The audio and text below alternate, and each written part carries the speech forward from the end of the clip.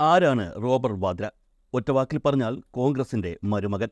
അതായത് അമ്മയും മകനും മകളും ചേർന്ന് നിയന്ത്രിക്കുന്ന കോൺഗ്രസ് എന്ന ട്രസ്റ്റിലെ പ്രധാനിയായ സോണിയാഗാന്ധിയുടെ മരുമകൻ, മകളുടെ ഭർത്താവ് അഥവാ മകന്റെ അളിയൻ. 1997 രാഹുൽ ഗാന്ധിയുടെ സഹോദരി പ്രിയങ്ക ഗാന്ധിയെ വിവാഹം കഴിക്കുമ്പോൾ ഒരു സാധാ റിയൽ എസ്റ്റേറ്റ് കച്ചവടക്കാരനായിരുന്നു റോബർട്ട് വാദ്ര. 10 വർഷം കഴിഞ്ഞ് 2007 ആയപ്പോഴേക്കും ആളൊരു പ്രസ്ഥാനമായി മാറിക്കഴിഞ്ഞിരുന്നു. Skylight Reality, North India IT പാർക്കുകൾ, Skylight Hospitality, Real Earth Estates, aircraft charter സ്ഥാപനമായ ബ്ലൂ ബ്രീസ് ട്രേഡിംഗ് തുടങ്ങി നിരവധി സ്ഥാപനങ്ങളുടെ ഉടമ. 2010 ആയപ്പോഴേക്കും DLFിൽ നിന്ന് 80 കോടി രൂപയുടെ വായ്പ. ബെഡാർ വാൾസ് infrastructure, VRS infrastructure, Nikhil International എന്നിവയിൽ നിന്നും 29 കോടി രൂപയുടെ മൂല്യമുള്ള ഷെയർ. ന്യൂഡൽഹിയിലെ 114 കിടക്കകളുള്ള ഹിൽട്ടൺ ഗാർഡൻ ഹോട്ടലിന്റെ ഉടമസ്ഥതയിലുള്ള സാകേത് കോർട്ട്യാർഡ് ഹോസ്പിറ്റാലിറ്റിയുടെ 50% ഓഹരി, അതായത് 31 കോടി 7 ലക്ഷം രൂപയുടെ മൂല്യമുള്ളത്. DLF അരാലിയാസ് കോംപ്ലക്സിലെ 10,000 ചതുരശ്ര അടി പെൻ ഹൗസ്. DLF വക മഗ്നോളിയയിൽ 7 അപ്പാർട്ട്മെന്റുകൾ 5 കോടി 2 ലക്ഷം രൂപയ്ക്ക് വാങ്ങിയപ്പോൾ DLF ക്യാപിറ്റൽ ഗ്രീൻസിൽ അപ്പാർട്ട്മെന്റുകൾ വാങ്ങിയത് 5 കോടി 6 ലക്ഷം രൂപയ്ക്കാണ്. ഡൽഹിയിലെ ultra posh greater Kailash second ഏരിയയിൽ 1 കോടി 21 ലക്ഷം രൂപയ്ക്ക് DLFിന്റെ ഉടമസ്ഥതയിലുള്ള പ്ലോട്ട് വാങ്ങിയപ്പോൾ ബിക്കാനീർ, മനേസർ, പൽവാൽ, ഹസൻപൂർ, മേവാത് എന്നിവിടങ്ങളിൽ 100 കണക്കിന് ഏക്കർ കൃഷിഭൂമിയും സ്വന്തമാക്കി. ഇതൊക്കെ അക്കാലത്ത് പുറത്തുവന്ന വിവരങ്ങളാണ്.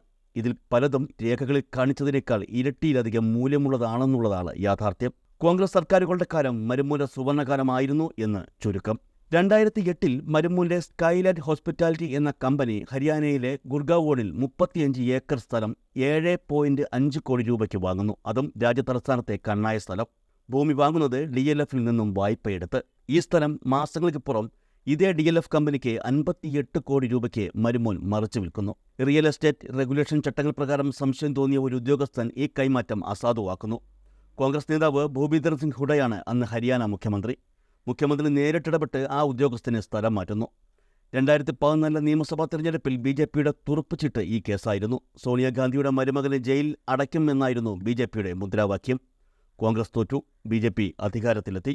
2018 റോബർട്ട് വാദ്രയ്ക്കും ഹുഡയ്ക്കും DLFിനും മറ്റും എതിരായി വഞ്ചന, ചതി, ക്രിമിനൽ ഗൂഢാലോചന, കള്ളപ്രമാണം ചമയ്ക്കൽ, കള്ളപ്പണം, അഴിമതി എന്നിവ ചാർജ് ചെയ്ത് കേസെടുത്തു. 2019 DLF ഓഫീസുകളിൽ CBI റെയ്ഡ് നടത്തി. റെയ്ഡിന് പിന്നാലെ 2019 ഒക്ടോബറിനും 2022 ഡിസംബറിനും ഇടയിൽ DLF ഗ്രൂപ്പ് ഇലക്ട്രൽ ബോണ്ട് വഴി BJPക്ക് 170 കോടി രൂപ സംഭാവന നൽകുന്നു. അത്ഭുതം, ഹരിയാന സർക്കാർ ഹൈക്കോടതിയിൽ DLFിനും മരുമൂൽ വാദ്രയ്ക്കും ക്ലീൻ ചിറ്റ് കൊടുക്കുന്നു. മരുമൂൽ പരിശുദ്ധനാകുന്നു. ഈ രാജ്യം ഇന്ന് BJP ഭരിക്കുന്നെങ്കിൽ അതിനൊരു പ്രധാന കാരണം കോൺഗ്രസിന്റെയും പിൽക്കാല നെഹ്റു കുടുംബത്തിന്റെയും അഴിമതിയായിരുന്നു. അമ്മയും മോനും മോളും മരുമോനുമൊക്കെ ചേർന്ന ഈ ട്രസ്റ്റാണ് ഈ രാജ്യത്തെ തളികയിൽ വെച്ച് BJPക്ക് കൈമാറിയത്. അളിയന്റെ ബോണ്ട കേസ് വെളിയിൽ വന്ന ശേഷം രാഹുൽ ഗാന്ധി വാ തുറന്നിട്ടില്ല എന്ന് മാത്രമല്ല, എവിടെയാണെന്ന് പോലും അറിയില്ല. ഇനിയിപ്പോൾ ബോണ്ട തിന്നാനായി ലാസ്റ്റ് ബസ്സും തള്ളിയൊരു വരവുണ്ട്. വയനാട് ചുരവും കയറി. കാണാം.